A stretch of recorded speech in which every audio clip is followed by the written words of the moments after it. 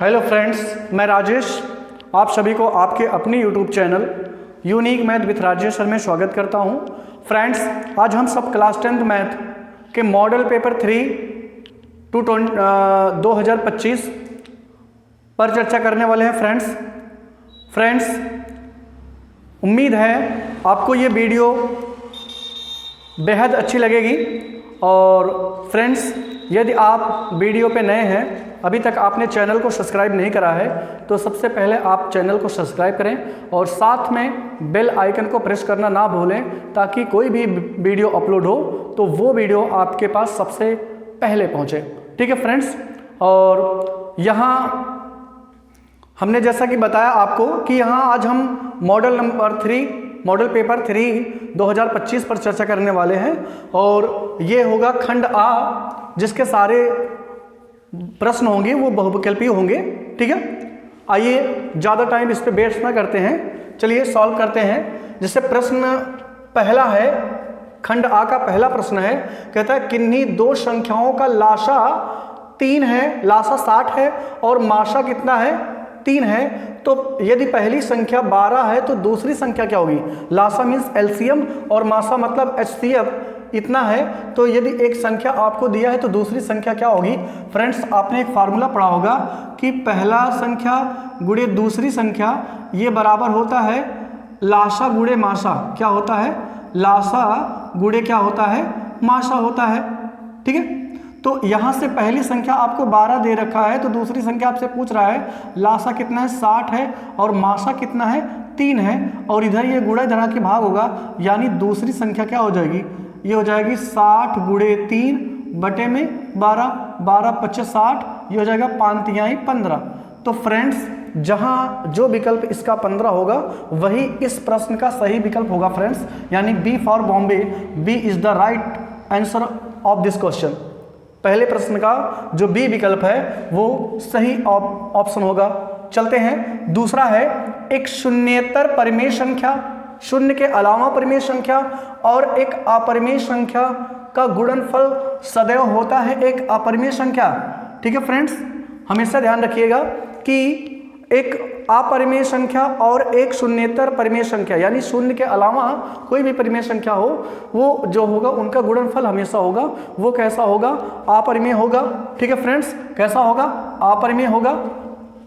दूसरा है, चलते हैं अगले प्रश्न पर। दूसरा है समीकरण युग्म x + 2i - 5 = 0 तथा 4x + 8y - 20 = 0 के हल होंगे। आपसे इसका हल पूछा जा रहा है। तो आपने एक वो पढ़ा होगा कि यदि सबसे पहले इनके अनुपातों की तुलना कर दीजिए, a1 बटे a2 का मान कितना आएगा? a1 बटे a2 का मान आएगा फ्रेंड्स, इसको मिटा देते हैं। a1 बटे a2 का मान कितना आएगा? a1 बटे a2 का मतलब आएगा 1/4। b1 बटे b2 का मान कितना आएगा? यहाँ से आएगा 2/8, यानी इसको काटेंगे तो ये भी 1/4 आएगा। और c1 बटे c2 की बात करें तो c1 बटे c2 का मान आएगा -5 बटे -20, और इसको भी काटेंगे तो ये 1/4 आएगा।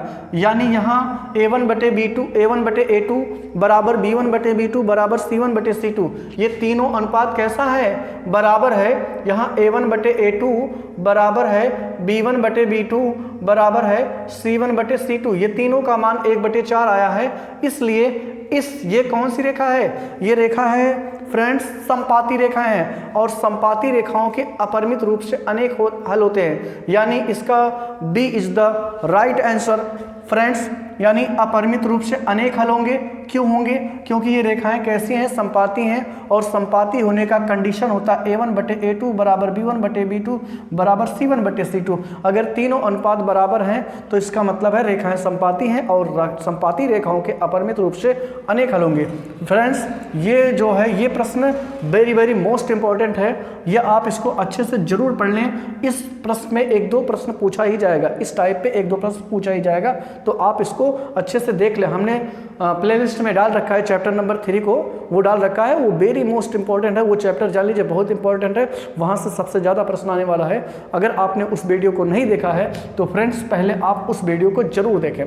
ठीक है, चलते हैं अगले प्रश्न पर। अगला प्रश्न है, वह सबसे बड़ी संख्या ज्ञात कीजिए, वह सबसे बड़ी संख्या जिससे 70 और 125 को विभाजित करने के पर क्रमशः शेषफल कितना हो, 5 और 8 प्राप्त हो। तो फ्रेंड्स इस टाइप के प्रश्न को ज्ञात करना हो, जब भी आपसे पूछा जाए सबसे बड़ी संख्या ज्ञात कीजिए जिससे शेषफल क्रमशः इतना और इतना प्राप्त हो, तो आप उसको क्रम से संख्या घटा दीजिए। यानी 70 में से 5 को घटाएंगे तो कितना आएगा, 65 आएगा, और 125 में से 8 को घटाएंगे तो 117 आएगा, और 117 और 65 का एलसीएम ले लेंगे, सॉरी एचसीएफ कितना लेना है, एचसीएफ लेना है, तो एचसीएफ आएगा 13। तो इसका मतलब है 13 आपका सही जवाब होगा। 13 से अगर आप 70 और 125 को काटेंगे तो वो क्रम से 5 और 8 शेषफल प्राप्त करेगा।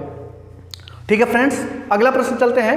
3 के प्रथम 5 गुणजों का योग, 3 के प्रथम 5 गुणज कौन होंगे, 3, 6, 9, 12 और 15। ये 3 के प्रथम 5 गुणज हैं, 3 के 3, 3 दूनी 6, 3 3 3 12 3 15, ये प्रथम 5 गुणज हैं। इनके गुणजों का योग कितना होगा, तो 9 6 15 और 12 3 15, 15 3 45, यानी इनके गुणजों का योग जो होगा वो फ्रेंड्स कितना होगा, 45 होगा। 3 के प्रथम 5 गुणजों का योग जो है वो कितना होगा, 45 होगा, सॉरी फिर से 12 3 15, 9 6 15 और ये 15 स्वयं 15 15 30, 30 15 45 होगा। यानी 3 के प्रथम 5 गुणजों का जो योग है वो कितना होगा, 45 होगा, जहां इसका विकल्प नंबर ए क्या होगा, वो होगा सही विकल्प। ठीक है फ्रेंड्स, चलते हैं। अगला प्रश्न है, AOBC एक आयत है जिसके 3 शीर्ष कौन कौन दिए हैं आपको, 0,3, 0,0 और 5,0 है, तो इसका विकर्ण है। फ्रेंड्स इसको कैसे सॉल्व करेंगे, आप यहाँ कार्तीय तल बना लीजिए। ये क्या होगा, O होगा, और ये क्या है 0,0, ये कौन सा बिंदु है, ये 0,0 है, और दूसरा बिंदु है 0,3, यानी 0,3 यहाँ मिलेगा, A होगा। ये कितना है, 0,3 है, और दूसरा क्या है 5,0, यानी B जो है वो 5,0 है। ठीक है, वो 5,0 है। तो अब आपसे ये पूछ रहा है, ये आयत बन जाएगा। ठीक है फ्रेंड्स, ये आयत बन गया, तो आपसे पूछ रहा है ये इसका विकर्ण कितना होगा। तो फ्रेंड्स आप ये बताएं, ये अगर 3 है तो ये भी 3 होगा, और ये डिस्टेंस 5 है तो ये भी 5 होगा, और ये कितने अंश कोण बनेगा, 90, और यहाँ 3 और 5 के अगर हेल्प से हम पाइथागोरस प्रमेय निकालेंगे तो कितना आएगा, 5 25 25 और 3 त्रिका 9, 25 में से 9 जाएगा तो आएगा 25 में से 9 जाएगा, 25 में से 9 जाएगा तो कितना आएगा, 16। ठीक है, कितना आएगा, 16 आएगा। नहीं फ्रेंड्स, यहाँ ऐड होगा तो 25 में 9 जोड़ देंगे तो आएगा 34। ठीक है, 34 आएगा, और ये रूट में 34 आएगा। कितना आएगा फ्रेंड्स, ये रूट में 34 आएगा, क्योंकि ये निकालना है तो मुझे पाइथागोरस प्रमेय निकालना होगा, और इन दोनों का वर्ग करके जोड़ लीजिए। इसका वर्गमूल क्या होगा, वही होगा उसका विकर्ण, यानी सी फॉर ऑफ का ये जो है सी ऑप्शन, ये करेक्ट ऑप्शन होगा। फिर से समझ लीजिए, ये आप क्या बनाएंगे, एक कार्तीय तल बनाएंगे, ये 0,0 है, और दूसरा है 0,3, 0,3 यहाँ मिलेगा, और ये 0,0, और अगला है 5,0 तो ये मिल जाएगा, और ये डिस्टेंस कितनी है, 3 है, तो ये भी डिस्टेंस 3 होगा। ये डिस्टेंस 5 है, तो ये 3 और 5, और ये डायगोनल आपसे पूछ रहा है, विकर्ण पूछ रहा है, तो इसका मतलब है ये निकालना है, तो इन दोनों का वर्ग करके इसका वर्गमूल निकाल लीजिए, जो भी आएगा वही आंसर होगा। तो आप निकालोगे तो करणी में 34 आएगा। ठीक है फ्रेंड्स, तो ये होगा प्रश्न नंबर 6 का सही विकल्प नंबर सी। ओके फ्रेंड्स, चलते हैं अगले प्रश्न पे। कह रहा है, यदि समीकरण x² + kx - 5/4 = 0 का एक मूल 1/2 है, इसका एक मूल कितना है फ्रेंड्स, 1/2 है, तो आपको क्या ज्ञात करना है, आपको ज्ञात करना है 5/4, सही है प्रश्न सही। तो k का मान ज्ञात करना है, तो आप क्या करना है, यही x का मान 1/2 यहाँ रख दीजिए। अगर इसको रख के सॉल्व करें तो फ्रेंड्स कितना आएगा, यहाँ यहीं पे रख देते हैं, इसको मिटाएं फ्रेंड्स, यहाँ है एक्स स्क्वायर प्लस के एक्स माइनस 5/4। तो यहाँ x की वैल्यू, आपको x की वैल्यू कितना रखनी, 1/2। तो 1/2 रखेंगे, 1/4 हो जाएगा और प्लस 1/2x माइनस 5/4 उधर जाए घट जाएगा तो 1x/2 और ये आएगा माइनस 4/4। तो ये आएगा 1 आएगा, उधर जाके प्लस हो जाएगा, नहीं यानी x का मान कितना आएगा फ्रेंड्स, 2 आएगा। इसको सॉल्व करेंगे तो x का मान कितना आने वाला है, 2, यानी प्रश्न नंबर 7 का जो सही विकल्प होगा वो होगा 2। ठीक है फ्रेंड्स, समझ में आया? फिर से एक बार समझ लीजिए, ये कह रहा 1 मूल 1/2 है, तो इसका मतलब है इस मूल को इसमें रखने पर, x का मान 1/2 रखने पर ये पूरा क्या होगा, 0 होगा। तो हमने रखा x स्क्वायर यानी 1/2 का स्क्वायर 4 हो जाएगा और यहाँ 1/2 रखेंगे तो k/2 हो जाएगा। यहाँ कितना हो जाएगा, k/2 हो जाएगा और यहाँ 5/4 था ही, ये दोनों का हर समान है तो घटेगा, -5 में से 1 चला जाएगा तो -4/4 हो जाएगा और इसको काटेंगे तो 1 आएगा, 1 इधर ये क्या होगा, माइनस होगा, इधर आके प्लस होगा और ये उसमें भाग करेंगे तो k का मान आएगा 2। कितना आएगा फ्रेंड्स, 2 आएगा। चलते हैं अगले प्रश्न पर। 2 त्रिभुज समरूप होते हैं। आपको बताया होगा चैप्टर नंबर 6 में बताया गया है कि 2 त्रिभुज समरूप तब होते हैं जब उनके संगत कोण बराबर हो और उनके संगत भुजाओं का अनुपात कैसा हो, बराबर हो। ठीक है, अगर उनके संगत भुजाओं का अनुपात और उनके संगत कोण बराबर है तो इसका मतलब है वो दोनों त्रिभुज समरूप होंगे। तो इसका मतलब है यदि संगत कोण बराबर हो, ये भी ऑप्शन सही है, यदि संगत भुजाओं का अनुपात बराबर हो, ये भी सही है। इसका मतलब है ऑप्शन कहाँ जाएगा, सी फॉर चेन्नई, यानी सी आपका विकल्प सही होगा प्रश्न नंबर किसका, 8 का। ठीक है, ओके, चलते हैं अगले प्रश्न पर। प्रश्न नंबर अगला है कि कहता है यदि sine theta minus cos theta बराबर 0 है तो sine power 4 theta plus cos power 4 theta का मान क्या होगा। तो आपको क्या करना है, यहाँ साइन, यहाँ दिया था sine theta minus cos theta बराबर 0 दिया था, तो यहाँ से साइन थीटा बराबर कॉस थीटा हो जाएगा, उस कॉस थीटा उधर जाएगा तो प्लस में हो जाएगा और यहाँ से आपको कॉस से भाग कर देना है। तो जब कॉस से भाग करेंगे तो क्या हो जाएगा, यहाँ भी 1 हो जाएगा, तो यानी tan थीटा बराबर 1 आएगा, तो थीटा बराबर आएगा 45 अंश। ठीक है फ्रेंड, फिर से समझिए, यहाँ sine theta minus cos theta बराबर 0 दिया है, तो ये माइनस कॉस थीटा अगर राइट साइड जाएगा तो प्लस कॉस थीटा हो जाएगा, यानी साइन थीटा बराबर कॉस थीटा, और यहाँ दोनों पक्षों में कॉस से भाग करेंगे तो ये साइन बटे कॉस हो जाएगा, ये कॉस बटे कॉस हो जाएगा, तो 1 आएगा और कॉस बटे कॉस 1 आएगा। तो इसका मतलब है साइन थीटा बराबर साइन बटे कॉस थीटा बराबर tan थीटा होता है, 1 हो जाएगा। अब tan कितने का मान 1 होता है, तो tan 45 का मान 1 होता है, तो यही 45 अंश आपको उसमें रख देना है। तो जब आप उसमें रखोगे साइन पावर 4 45 अंश प्लस कॉस पावर 4 45 अंश, तो इसका मान कितना होता है, 1 बटे करड़ी में 2 होता है, तो इसका बटे 4 करेंगे, इसका भी बटे 4 करेंगे।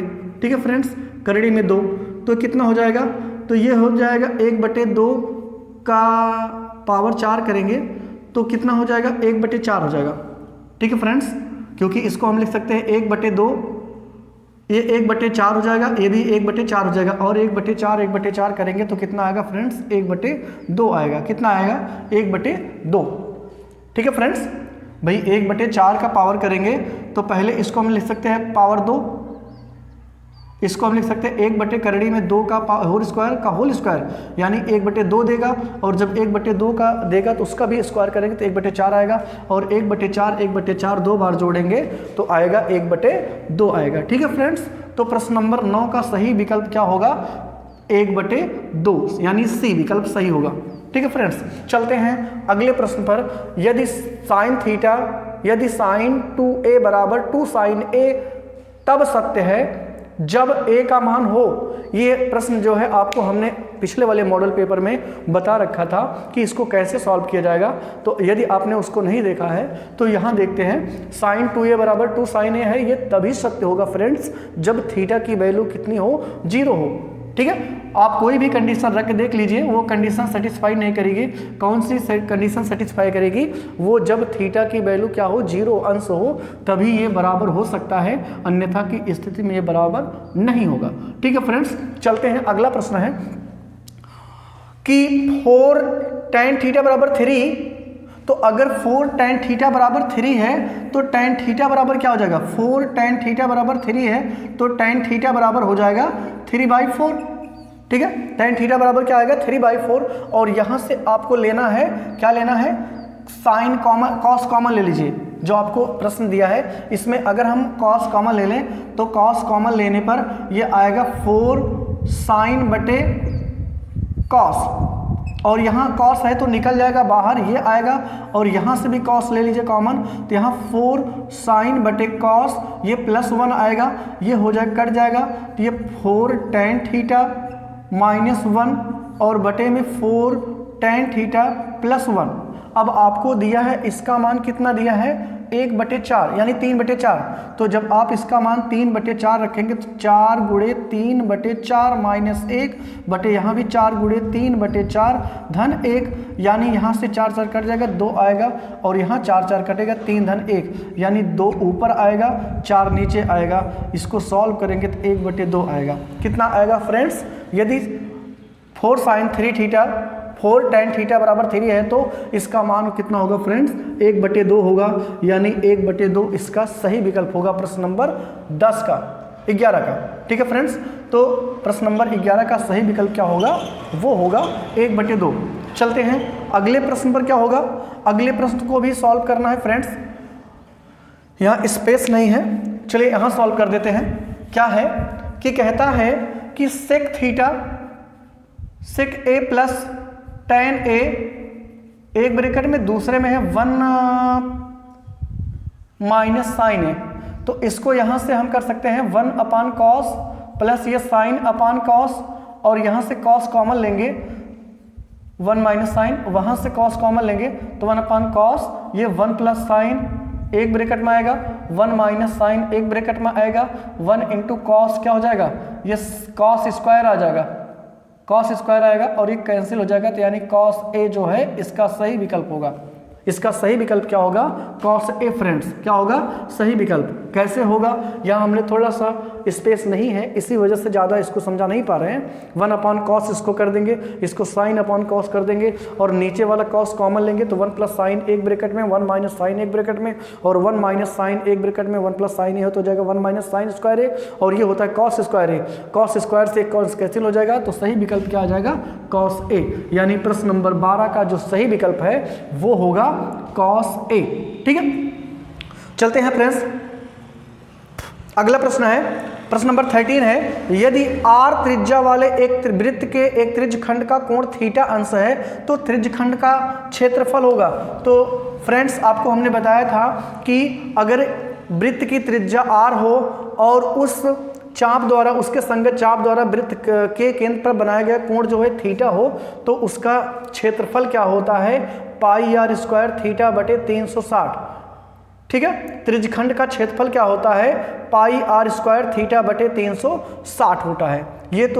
ये आपका सही विकल्प क्या हो जाएगा, ए हो जाएगा। यानी त्रिज्यखंड का क्षेत्रफल जो होगा वो क्या होगा, πr² थीटा बटे 360। ओके फ्रेंड्स, चलते हैं अगले प्रश्न पर। अगला प्रश्न है, 1 से 10 तक की धनात्मक विषम संख्याओं का माध्य होगा।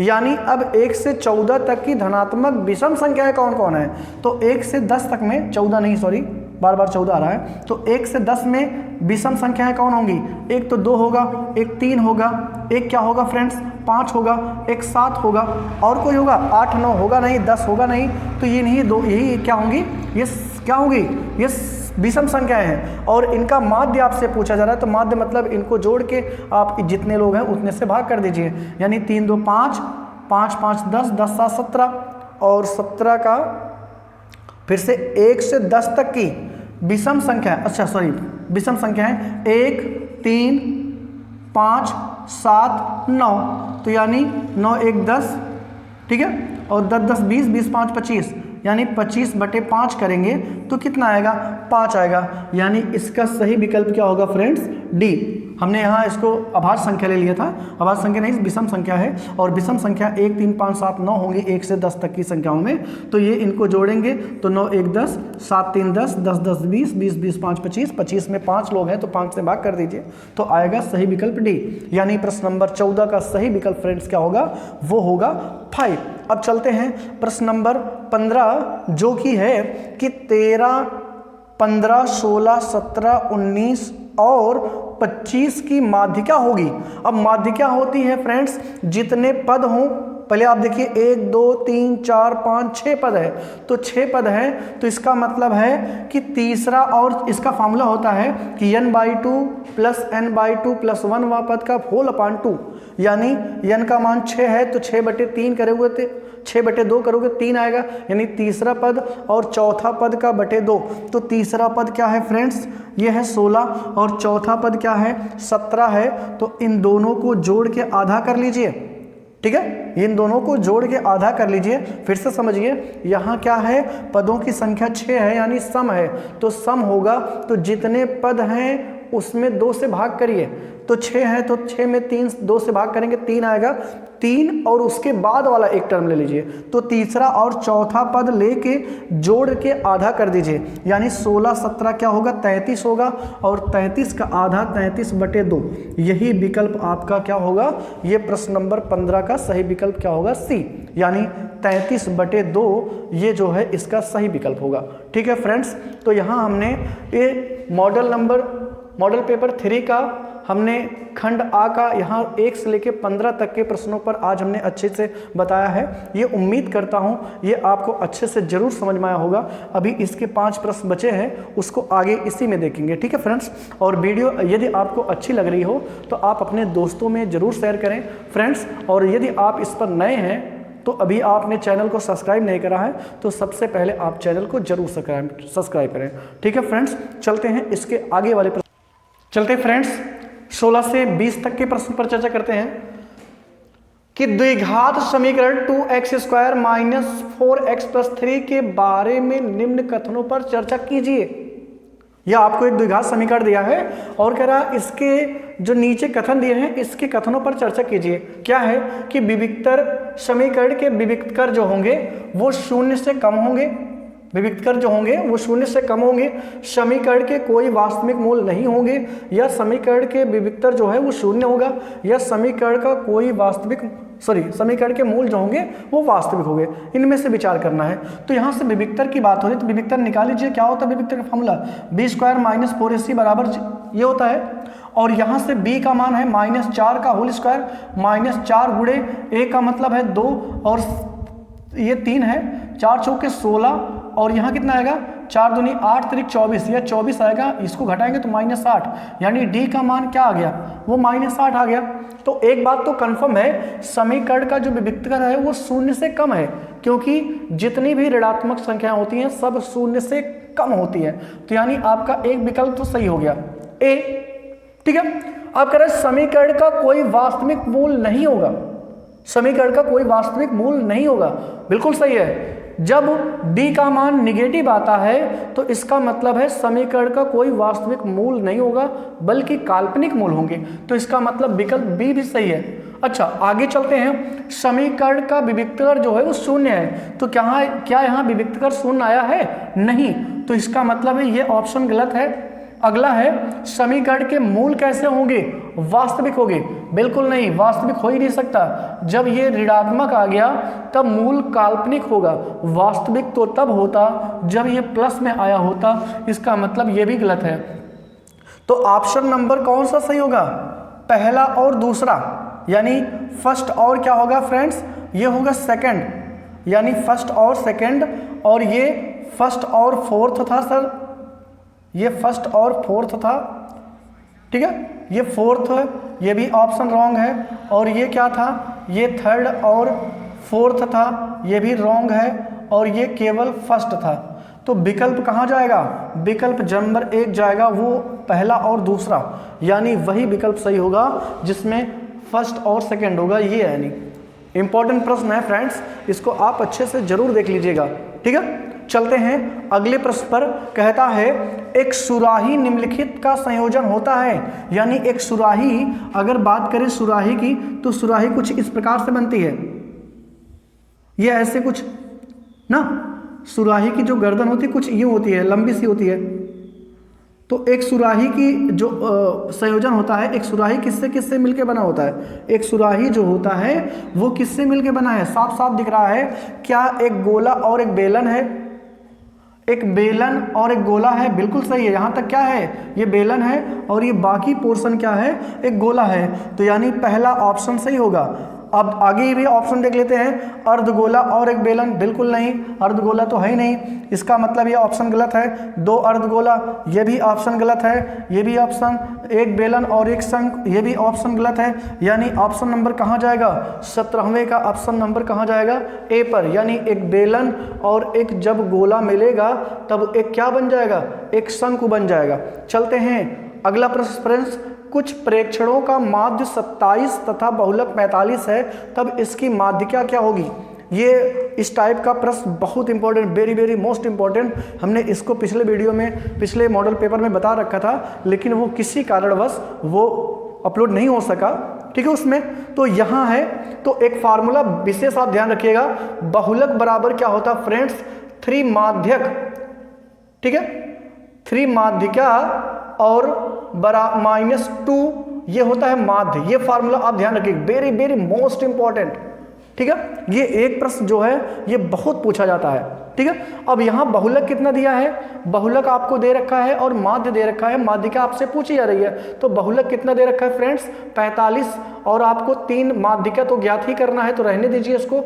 यहाँ 2 -2 गुणे, और ये माध्य कितना दिया है? 27, यानी 27 रख दीजिए। 27 दूना 54, ये हो जाएगा 45, और ये 3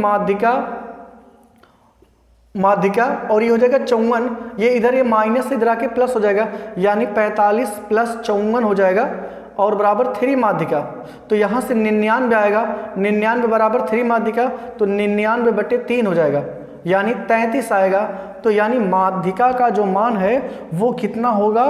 ऑप्शन नंबर बी कितना है फ्रेंड्स? वो 33 है। ये ऑप्शन नंबर 18, प्रश्न नंबर 18 का जो ऑप्शन नंबर बी है ये सही विकल्प होगा। ओके फ्रेंड्स, चलते हैं। इसका प्रश्न नंबर 19 है। कहता है एक पासे को फेंका जाता है, जब एक पासे को फेंका जाता है तो आप बताइए क्या क्या मिल सकता है? 1 2 3 4 5 6 मिल सकता है। यही मिल सकता है जब एक पासे को फेंका जा सकता है। तो कहता है तब 3 से छोटी विषम संख्याएं, तो बताइए 3 से छोटी विषम संख्याएं केवल और केवल 1 है।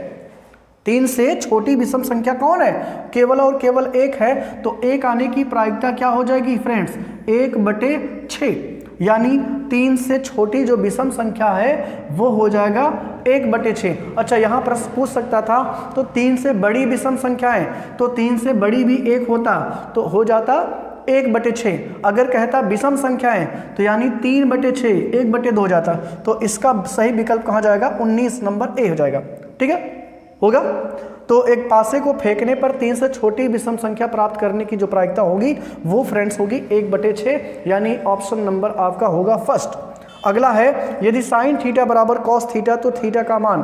तो यहाँ से साइन थीटा बराबर आपको हमने बताया कॉस थीटा, दोनों पक्षों में आप साइन से भाग कर कॉस से भाग कर दीजिए, तो साइन बटे कॉस, यहाँ कॉस बटे कॉस हो जाएगा। ये टेन थीटा बराबर कितना हो जाएगा? 1। कितने अंश का मान? टेन कितने का मान होता है? 45 अंश। तो फ्रेंड्स होता है 45 का मान, यानी टेन थीटा बराबर टेन 45 अंश, और यहाँ से थीटा बराबर कितना आएगा? 45 अंश। तो ऑप्शन नंबर कहाँ जाएगा? ऑप्शन नंबर 3, ठीक है। ऑप्शन नंबर जो सी है वो आपका सही विकल्प होगा फ्रेंड्स। ऑप्शन नंबर सी जो है वो आपका सही विकल्प होगा, ये प्रश्न नंबर 20 का, ठीक है फ्रेंड्स। तो हमने ये मॉडल पेपर 3 का खंड आ का जो 1 से 20 तक के प्रश्न थे उसको हमने यहाँ आपको अच्छी से बताया। उम्मीद करता हूँ ये आपको जरूर अच्छे से समझ में आया होगा और ये वीडियो आपको जरूर अच्छी लगी होगी फ्रेंड्स।